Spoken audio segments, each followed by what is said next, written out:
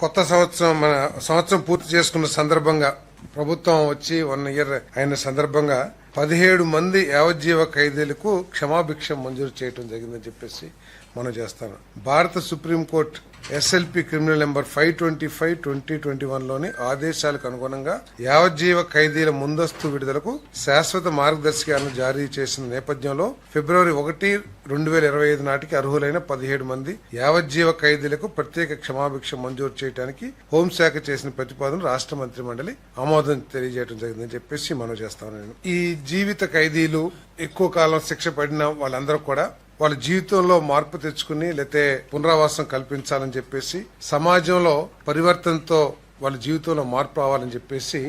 ఈ క్షమాభిక్ష ప్రసాదించడం జరిగిందని చెప్పేసి మనం చేస్తాను. వీళ్ళు కానీ మళ్ళీ ఏదైనా క్రిమినల్ యాక్టివిటీస్ లో కానీ చట్ట వ్యతిరేక పనుల్లో కానీ ఉంటే ఈ క్షమాభిక్ష రద్దు చేయడానికి కూడా ప్రభుత్వం